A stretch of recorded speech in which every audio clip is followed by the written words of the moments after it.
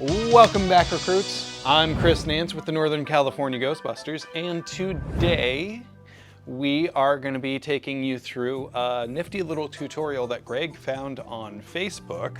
Big shout out to Jeffery Nachem.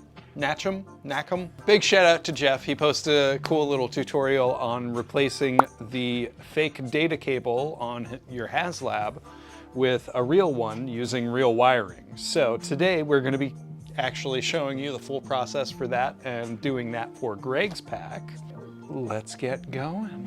Just a bundle of, 22 gauge wire that Greg got on Amazon. Specifically, it is 5 of them at 5 feet, if I recall correctly. Now, obviously we don't need a full 5 feet for what we're doing, but we do need slightly more than 5 wires for what we're doing. As per Jeff's guide, we're gonna take that length and basically just fold it all in half on itself, so we end up with 10 2.5 foot wires. We're going to be starting with the Cyclotron data cable, and we're just going to start by assembling that. We have all of the space of the workbench here, and in order to do that, you're going to need the wire. You're going to need the yellow wire sheath. Now, this is not 100% accurate. The 100% correct screen accurate actually has like a black line through it. Wire care 1/2 inch Flexo yellow with black trace. Find it on Amazon. And then you have this stuff which you've Yes, seen the black wire wrap, which you've seen us use before.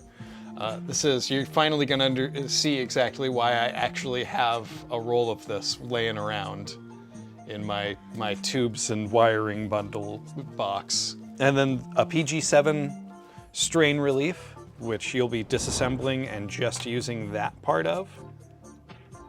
Take the nut off.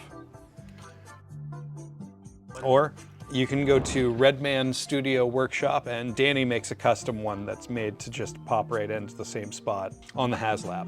It makes it easier to remove it and put it back in if you need to. And then super glue. And then super glue, yeah. Good old super glue.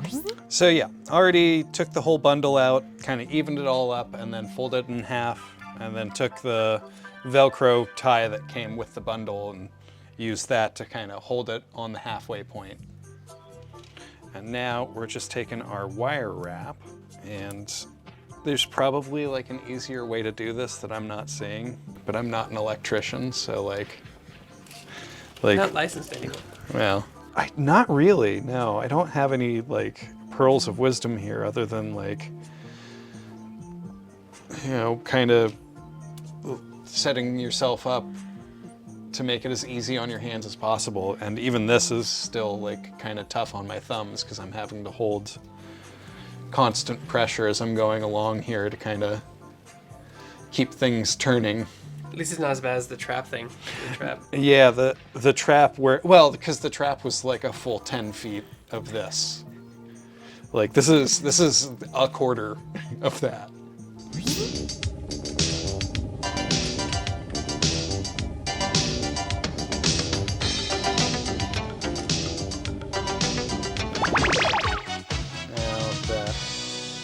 And I actually have an excess wrapped around the wires here too, so.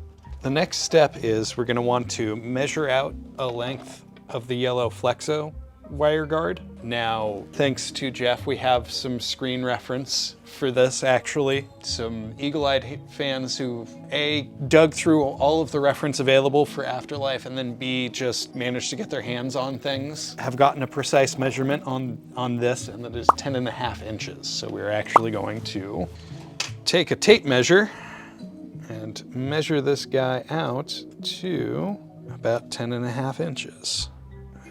I'm gonna give it a little extra because it's always easier to trim to than it is to trim away than it is to add to. Once you've got your wire wrap on there, it should look something like this. A nice tidy little snake with the wire wrap all the way down it. And next up is the Flexo wire guard. Once you have your piece cut, what you're gonna do is take a lighter, a little Bic, just a plain Bic household lighter is perfectly fine, and you're gonna use it to kind of help seal the ends of it so it stops fraying apart on you. And yes, you are intentionally melting the plastic, so probably do this in a well-ventilated area. Greg and I turned the fan off for the sake of the mics, And now we're gonna have cancer. The sacrifices we make for you Yeah. guys. I'm a man. I'm sensitive. I need to feel loved. I need to be desired. Actually really am not the biggest fan of this stuff because it's a huge pain to actually apply. What I find kind of helps is if you start like that and sort of try to gather it bunched up in your hand as much as possible. And let's see if I can show the camera exactly what I'm doing here. I'm compressing it so it opens up, basically. Kind of like a Chinese finger trap. Although in this case, you're putting it on somebody else's finger. All right, come on, let's go. Well, okay.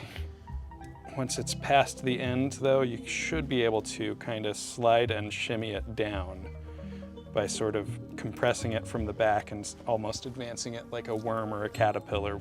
The data cable mostly assembled. We still need to sort of measure it out against the existing sort of stock part for the Haslab and then cap it with a little plug piece that we got from Danny. But in order to do that, we're gonna have to take the pack apart. So, next step, taking the pack apart through the magic of editing. So I took the pack apart and then, so if you're still using stock Haslab parts, what you will want to do is take this bracket off. And that will allow you to take all of the ribbon cable and the two other rubber like hose fake things and stuff, and basically all the little components that normally come through this hole. You'll be able to actually take them off of their anchor points once you take this little bracket off, and then back it all out. And if you want to get really precise with your cut though, what we're looking at is just shy of 20 inches. So I would say a 20-inch cut would be the safe zone. So we know we need this to be about 19 and a half. I'm gonna go ahead and figure out where 20 is. It's right here. Tin snips. And because I happen to have the correct tool, I can make a nice, clean, precise cut like that. You do not need tin snips to make this cut. This wire is soft enough that you can use regular household scissors if you want. It is just going to be a little bit tougher to get a nice, clean cut. So with the main cut done, even with the tin snips, like I still ended up with with a little uneven, so I'm gonna actually come back with this guy and even it all out. So it's just one nice bundle of wiring there. I'm not really trying to seat it, I'm just kind of trying to get an idea of how it's gonna go together, how tight my tolerances are here. Our next step here is we're gonna wanna glue the end of this wire bundle with some super glue, so it all kind of forms a singular solid mass to make it easier to seat into the plug. Actually, let me use Redman's as the example, because right now we're kind of having trouble getting all of them in there at once.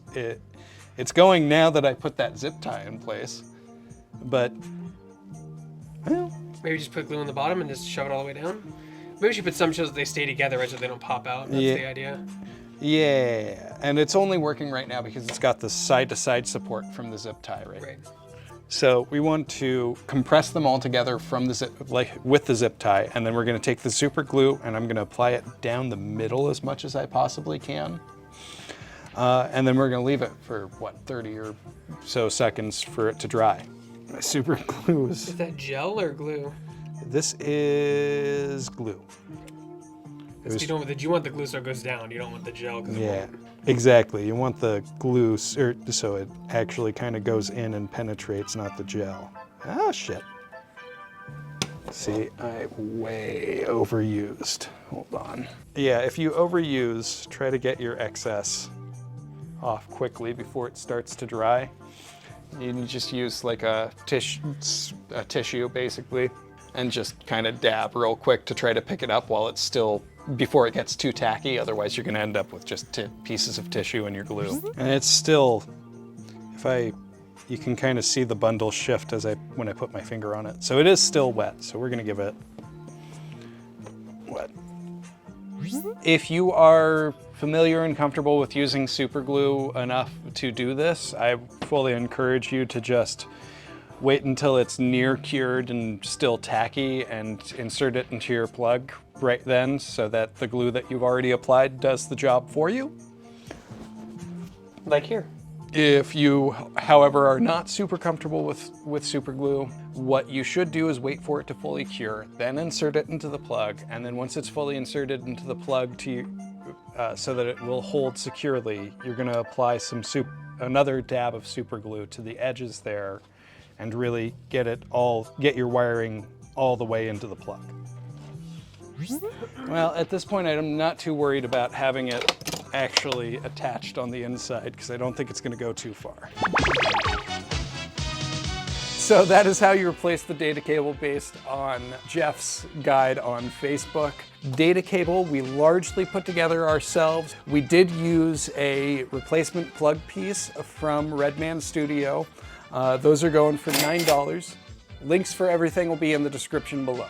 And if you have any mods or parts or kits out there that you would like to see us feature and show folks how to install, please feel free to reach out to Greg or I. We're available on all the social media. And a link to our Discord is going to be featured somewhere around here. Interact with us. Interact with us. Come chat with us, share your projects and your progress. Yeah, ask questions. We're more than happy to help. Until next time, I'm Chris Nance with the Northern California Ghostbusters, and we'll see you later, recruits.